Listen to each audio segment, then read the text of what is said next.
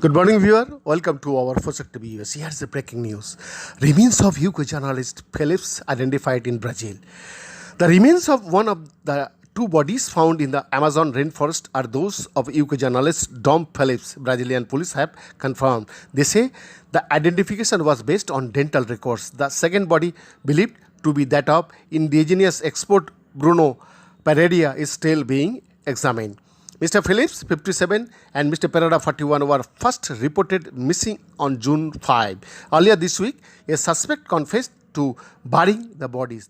The suspect was later named as Amarildo da Costa de Oliveira. The police said he had explained in detail how both men were killed before leading officers to the place where their bodies were buried. Human remains were then dug up.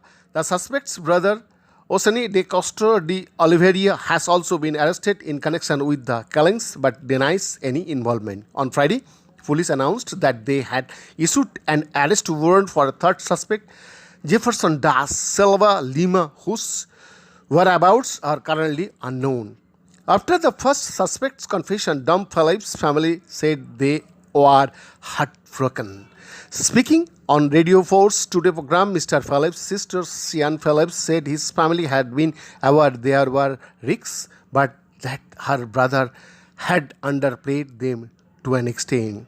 I think he was a leading light in journalism. He was shining a light on an area which is a global problem, she said, adding that he had wanted to tell the stories of the indigenous people who live in the Amazon. Her husband, Paul Sherwood, said the family wanted justice, which made it possible for journalists and protectors of the rainforest to feel safe in continuing to report from and to help the indigenous people. He said the family were almost certain that the pair were attacked by people involved in illegal fishing, but said what they wanted to know was whether they were acting alone or with the involvement of other powerful people. Mr. Sherwood said that drug trafficking and organized crime was involved with illegal fishing in the region. Brazilian police said they did not believe the suspects were acting as part of an organized criminal gang.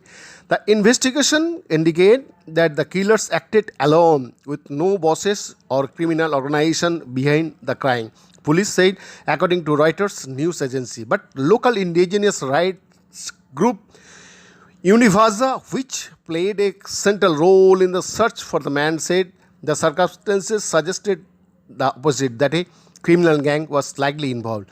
The group said the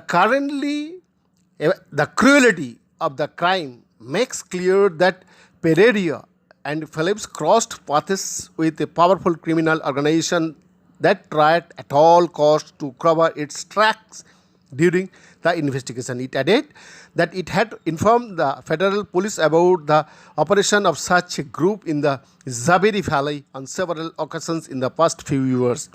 The pair went missing in the valley, a remote region in Brazil's far west, which is home to thousands of indigenous people from more than 20 groups. It is a refuge for these indigenous groups who live in isolation from the outside world.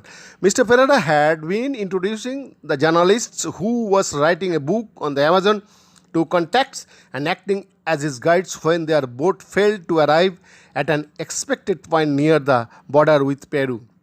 Experts say the area has become a hotbed for crime because of its remoteness and a lack of government oversight, as well as clashes with poachers catching protected fish. It has also seen incursions by illegal gold miners, loggers, and drug traffickers who smuggle cocaine from nearby Peru and Colombia. Violence has also grown as drug trafficking gangs battle for control of areas waterways to smuggle cocaine. The region, which is about the size of Portugal, is known for violent conflicts between these various criminal groups, government agencies, and indigenous people. It was these conflicts that Mr. Phillips and Mr. Pereira were documenting.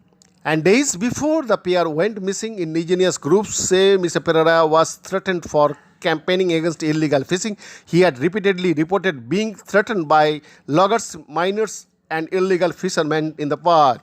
The search for the missing pier was initially criticized by relatives and campaign groups who called on officials to act more quickly and broaden its scope. As global outrage grew at the disappearance, the 10-day search expanded until it involved the army, navy, and police. The police also initially failed to praise the work of the indigenous communities who searched for the man and helped lead authorities to some of their belongings. When asked by the journalists why there was no mention of the local communities helping, they admitted it was an error and considered that their support had been crucial. Behind the report for Shakti TV.